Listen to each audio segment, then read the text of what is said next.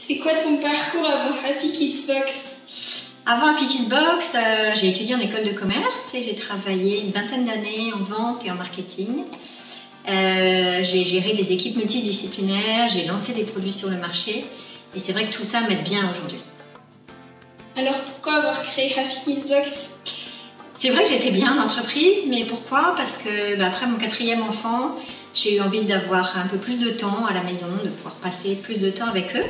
Donc je me suis lancée et j'ai lancé pour démarrer des box anniversaires. Alors pourquoi les box anniversaires?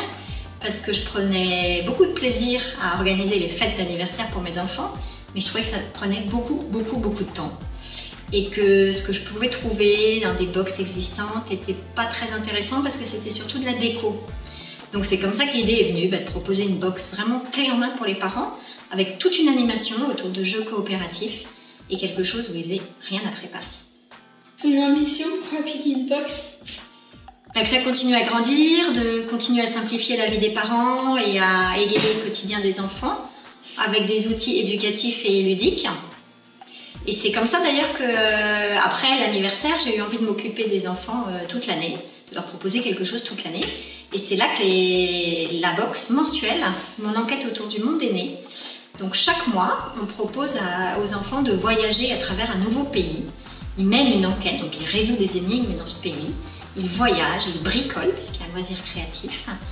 Il va cuisiner une recette typique du pays, il va faire des expériences scientifiques pour une immersion totale dans le pays. Donc l'idée était vraiment d'occuper l'enfant toute l'année, de lui proposer un outil à la fois culturel et ludique qu'il reçoit donc chaque mois dans sa boîte aux lettres pour un peu de voyage et d'évasion. Ça fait pas mal en ce moment. C'est quoi ton rôle chez Happy Kids Box aujourd'hui en 3 mots? En 3 mots, c'est le rôle de chef d'entreprise. Alors je dirais stratégie, développement, coordination. De quoi es-tu la plus fière aujourd'hui? C'est vrai que ça me rend assez fière ce développement d'Happy Kids Box parce que sans moi il n'y aurait rien. Donc je simplifie la vie des parents, je rends les enfants plutôt joyeux, donc c'est sympa. Et puis je fais quand même travailler pas mal de monde, une graphiste, un alternant, une entreprise qui me fait toute la logistique et de façon un peu plus ponctuelle, une juriste et des personnes qui m'aident pour le site. Mais bon, ce qui me rend le plus fière aujourd'hui, c'est quand même mes enfants et de voir ce qu'ils sont en train de devenir. Une citation que tu sors souvent? Ah, le bonheur, ça se décide. Et pour terminer, un conseil pour une femme qui souhaite se lancer dans l'entrepreneuriat? Plusieurs conseils, parce que c'est vrai que l'entrepreneuriat, c'est très tentant. On va trouver un équilibre entre la vie perso et la vie professionnelle. Maintenant, il ne faut quand même pas se leurrer, il faut beaucoup travailler pour que ça grandisse.